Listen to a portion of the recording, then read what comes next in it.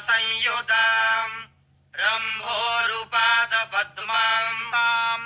पीतवस्त्रसमावृताम् जगज्जनन्यै राजराजेश्वर्यै भगवत्यै पीताम्बरायै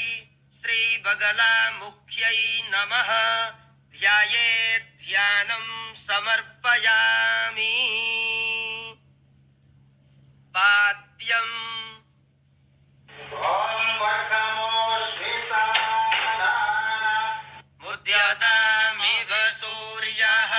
इमन्तमभितिष्ठामि यो मा कस्याभिदासति। अश्वपूर्वां रथमध्यां हस्तिनादप्रमोदिनीं श्रियं देवीमुपह्वये। श्रीर्मा देवी जुषताम् गंगादि सर्वतीर्थेभ्यो मया प्रार्थनया हृतम्। तोयमेतत् सुखस्पर्शम् पाद्यार्थं प्रतिगृह्यताम्। उष्णोदकं निर्मलं च सर्वसौगन्धसंयुतम् पादप्रक्षालनार्थाय दत्तं ते प्रतिगृह्यताम्। जगज्जनन्यै राजराजेश्वर्यै भगवत्यै पीताम्बरायै श्रीबगलामुख्यै नमः। पादयोः पाद्यं समर्पयामि। अर्घ्यम् ॐ कांसोऽस्मितां हिरण्यप्राकारां मात्रां ज्वलन्तीं तृप्तां तर्पयन्तीं पद्मे स्थितां पद्मवर्णां तामिहोपह्वये श्रियम्। निधीनां सर्वदेवानां त्वमनर्घ्य गुणायसे। सिंहोपरि स्थिते देवी गृहाणार्घ्य नमोऽस्तु ते। गन्धपुष्पयवसर्षपदुर्वा संयुतं कुशतिलाक्षतमिश्रम् हेमपात्रनिहितं सह रत्नैरर्घ्य मेतदुररीकुरु मातः। जगज्जनन्यै राजराजेश्वर्यै भगवत्यै पीताम्बरायै श्रीबगलामुख्यै नमः। हस्तयोः अर्घ्यं समर्पयामि नमः। आचमनीयम् ॐ चन्द्रां प्रभासां यशसा ज्वलन्तीं श्रियं लोके देवजुष्टामुदारां तां पद्मिनीं शरणमहं प्रपद्ये। अलक्ष्मीर्मे नश्यतां त्वां वृणे कर्पूरेण सुगन्धेन सुरभिस्वादुशीतलम् तूयमाचमनीयार्थम् देवीदं प्रतिगृह्यताम्। ॐ इमं मे वरुणश्रुधे हवमधिया च मृडाय त्वामवस्युराचके। ॐ जगज्जनन्यै राजराजेश्वर्यै भगवत्यै पीताम्बरायै श्रीबगलामुख्यै नमः। मुखे आचमनीयं जलं समर्पयामि नमः। मधुपर्कम् ॐ मधुवातारिताय ते मधुक्षरन्ति सिन्धवः। माध्वीर्नः सन्तोषधीः मधुनक्तमुदोषसो मधुमदपार्थिवक्तुं राजाः। मधुद्यौरस्तु नः पिता मधुमानो वनस्पतिर्मधुमाम् अस्तु सूर्यः। माध्वीर्गावो भवन्तु नः। निहितं कनकस्य सम्पुटे पिहितं रत्नपिधानकेन यत् तदिदं जगदम्बतिर्पितं मधुपर्कजननि प्रगृह्यताम्। जगज्जनन्यै राजराजेश्वर्यै भगवत्यै पीताम्बरायै श्रीबगलामुख्यै नमः मधुपर्कं समर्पयामि नमः सर्वाङ्गस्नानम् ॐ आदित्यवर्णे तपसोऽधिजातो वनस्पतिस्तव वृक्षोऽथ बिल्वः तस्य फलानि तपसानुदन्तो मायान्तरायाश्च बाह्या अलक्ष्मीः मन्दाकिन्याः समानीतैः हेमाम्भोरुहवासितम् स्नानं कुरुष्व देवेशे सलिलैश्च सुगन्धिभिः गङ्गा सरस्वतीरेव पयोष्णे नर्मदा जलैः स्नापितासि मया देवी प्रसीद परमेश्वरी जगज्जनन्यै राजराजेश्वर्यै भगवत्यै पीताम्बरायै श्रीबगलामुख्यै नमः सर्वाङ्गे स्नानीयं जलं समर्पयामि नमः पयस्नानम् आपसे बंधन जुड़ा और ये बैंकिंग ॐ वायः पृथिव्यां वाय ओघधिखोपायो दिव्यान्तरिक्षे पायोधाः वायस्वतीः प्रदिशः सन्तु मह्यं कामधेनुसमुद्भूतम् सर्वेषां जीवनं परम्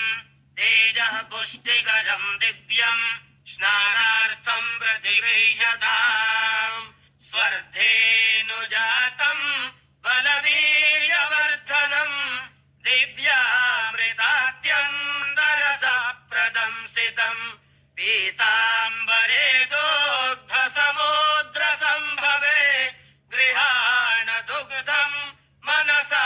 मयार्पितम् जगज्जनन्यै राजराजेश्वर्यै भगवत्यै पीताम्बरायै श्रीबगलामुख्यै नमः दुग्धाभिषेकं समर्पयामि नमः शुद्धोदकस्नानम् ॐ शुद्धबालः सर्वशुद्धबालो मणिबालस्त आश्विनाः श्वेतः श्वेताक्षो ऋणस्ते रुद्राय पशुपतये कर्णायामा अवलिप्ता रौद्र नभोरूपाः पार्जन्याः गङ्गे च यमुने चैव गोदावरी सरस्वती नर्मदे सिन्धु कावेरी स्नानार्थं प्रतिगृह्यताम् जगज्जनन्यै राजराजेश्वर्यै भगवत्यै पीताम्बरायै श्रीबगलामुख्यै नमः शुद्धोदकस्नानं समर्पयामि नमः दधिस्नानम् ॐ दाधिकरावणो आकारिखं जिष्णो रस्वस्य वाजिनः सुरभिनो मुखाकारक प्राण आयुक्तुं खितारिखता क्षीरोद्भवं स्वादुसुधामयं च श्रीचन्द्रकान्ति सदृशं सुशोभनं पीताम्बरे शुम्भनि शुम्भनाशिनी स्नानार्थमङ्गी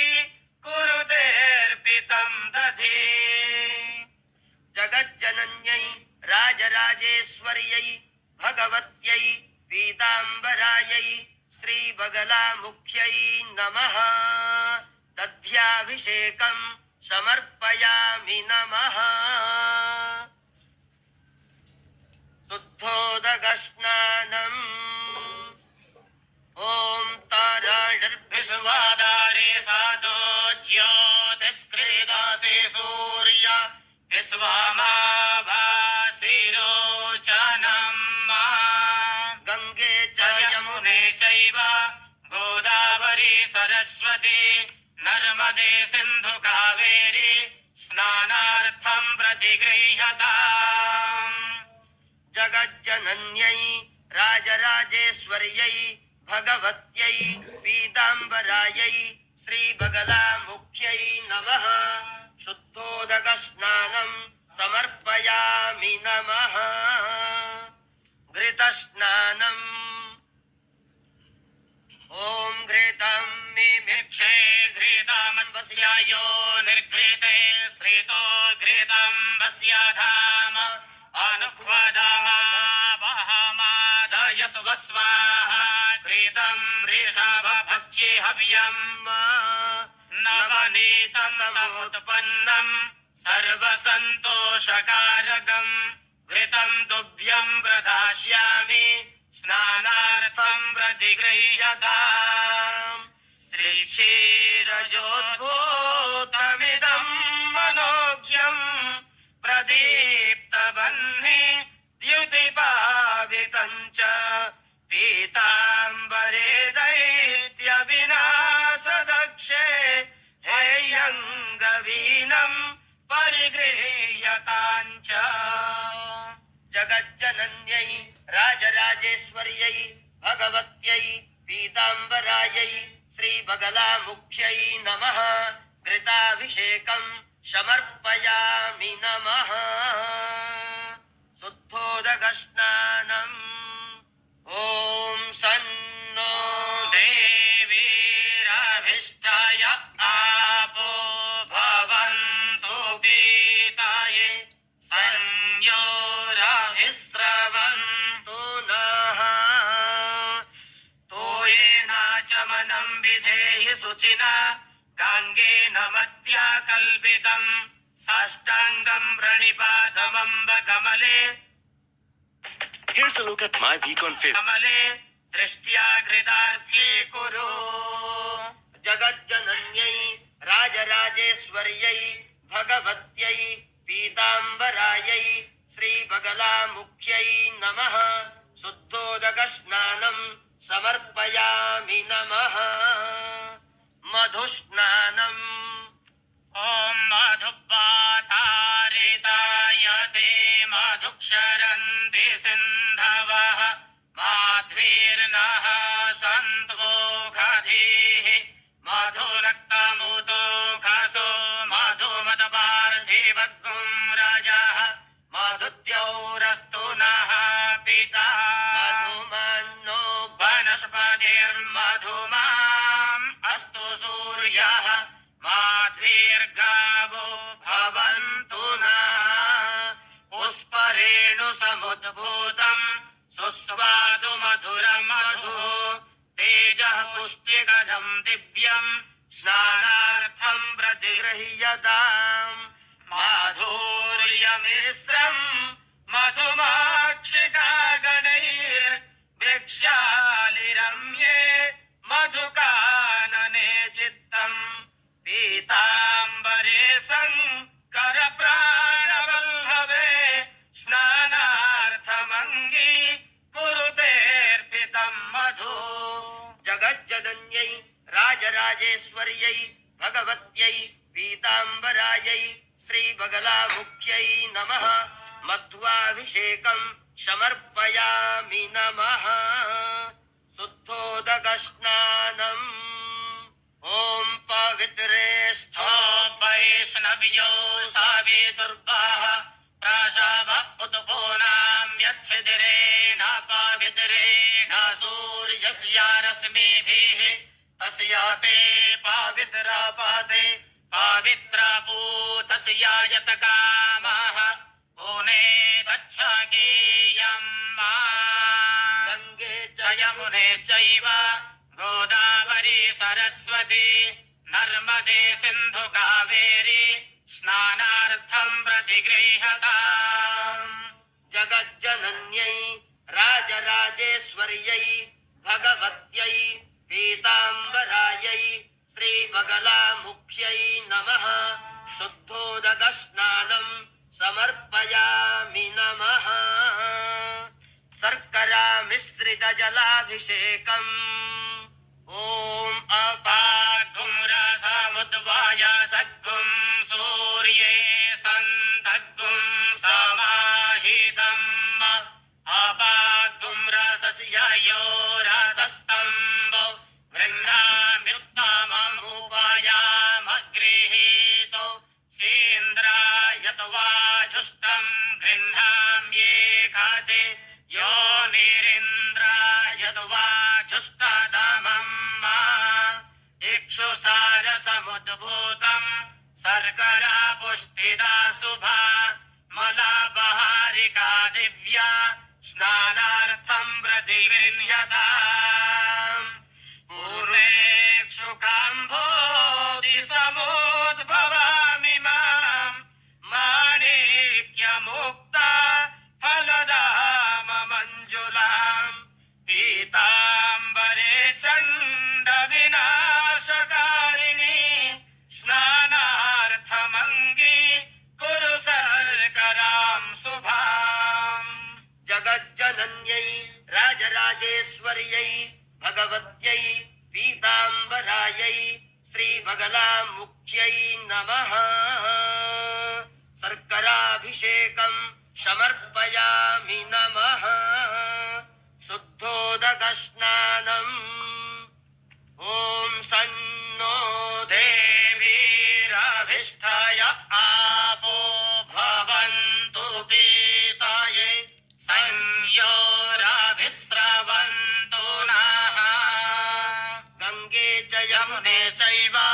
गोदावरी सरस्वती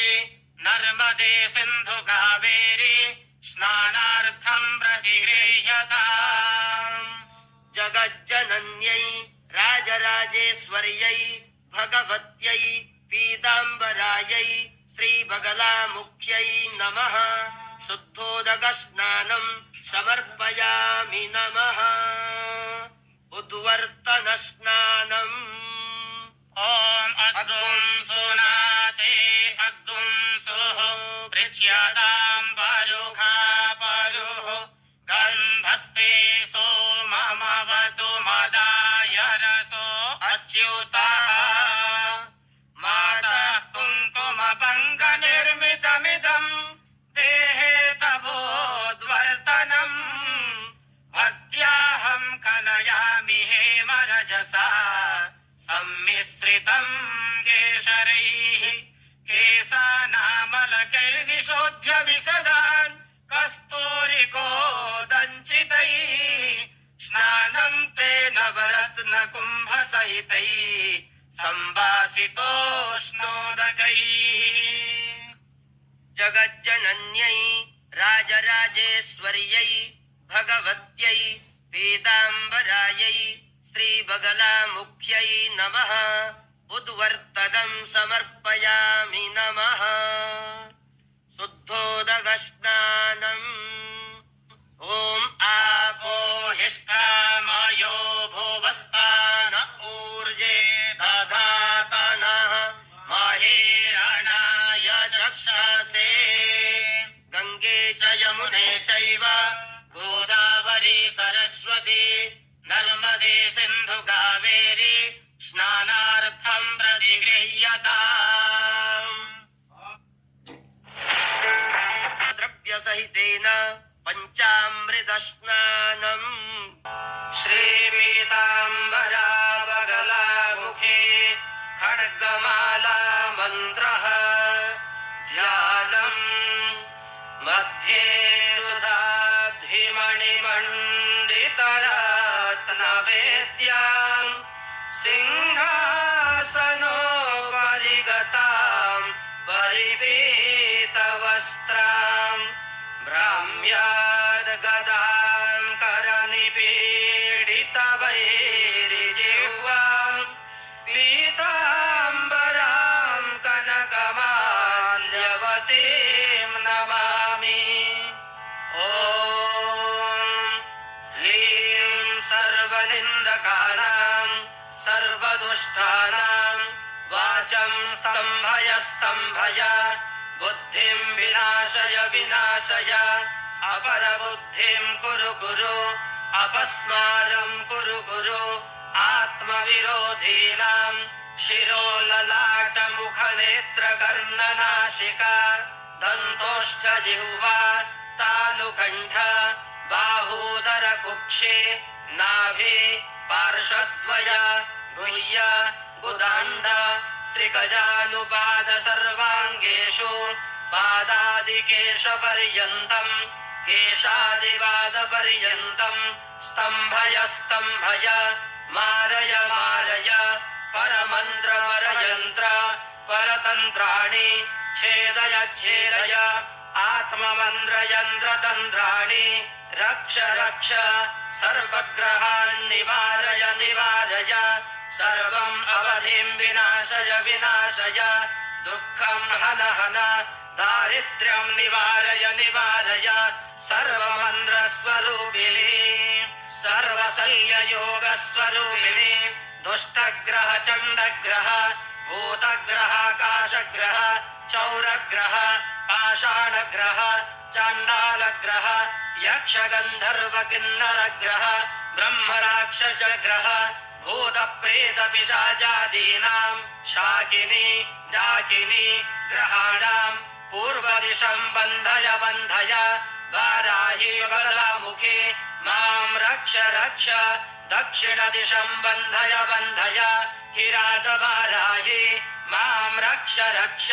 पश्चिमदिशं बन्धय बन्धय स्वप्नवाराहि मां रक्ष रक्ष उत्तरदिशं बन्धय बन्धय धूम्रवाराहि मां रक्ष रक्ष सर्वदिशो बन्धय बन्धय कुक्कुटवाराहि मां रक्ष रक्ष अधरदिशं बन्धय बन्धय परमेश्वरी मां रक्ष रक्ष सर्वरोगान् विनाशय विनाशय सर्वशत्रुवलायनाय सर्वशत्रुकुलम्मूलतो नाशय नाशय शत्रूणां राज्यवश्यं स्त्रीवश्यं जनवश्यं दह दह पच पच सकललोकस्तम्भिनि सकललोकस्तम्भिनि शत्रून् स्तम्भय स्तम्भय स्तम्भनमोहनाकर्षणाय सर्वरिपूणामुच्चाटनं कुरु कुरु ॐ ह्रीं क्लीं ऐं वाक्प्रदानाय क्लीं जगत्त्रयवशीकरणाय सौं सर्वमनक्षोभणाय श्रीमहासम्पत्प्रदानाय ग्लौं सकलभूमण्डलाधिपत्यप्रदानाय दां चिरञ्जीवने ह्रां ह्रीं ह्रूं क्लां क्लीं क्लूं सौं ॐ ह्रीं बगलामुखे सर्वदुष्टानां वाचं मुखं पदं स्तम्भय जिह्वां कीलय बुद्धिं विनाशय राजस्तम्भिनि क्रों क्रों श्रीं श्रीं सर्वजनसम्मोहिनि सभास्तम्भिनि स्त्रां स्त्रीं सर्वमुखरञ्जिनि मुखं बन्धय बन्धय ज्वल ज्वल हंस हंस राजहंस प्रतिलोम इहलोक परलोक परद्वार राजद्वार क्लीं क्लूं ह्रीं ह्रूं क्रों क्लीं खाणि खाणि जिह्वां बन्धयामि सकलजन सर्वेन्द्रियाणि बन्धयामि नागस्वमृगसर्प विहङ्गमवृश्चिकादि मोग्रभूतजातं बन्धयामि बन्धयामि लक्ष्मीं प्रददामि प्रददामि त्वम् इह आगच्छ आगच्छ अत्रैव निवासं कुरु कुरु ॐ ह्रीं बगले परमेश्वरि ॐ फट् स्वाहा मूलमन्त्रवता कुर्यात् विद्यां न दर्शयेत् क्वचित् विपत्तौ स्वप्नकाले च विद्यां स्तम्भिनीं दर्शयेत् गोपनीयं गोपनीयं गोपनीयं प्रयत्नतः प्रकाशनात् सिद्धिहानिः स्यार्वस्यं मरणं भवेत् दद्यात् शान्ताय शान्ताय कौलाचारपरायणः दुर्गाभक्ताय शैवाय मृत्युञ्जय रताय च तस्मै दद्यादिमं खड्गं स शिवो नात्र संशयः श्रीपीताम्बरावगलामुखे खड्गमा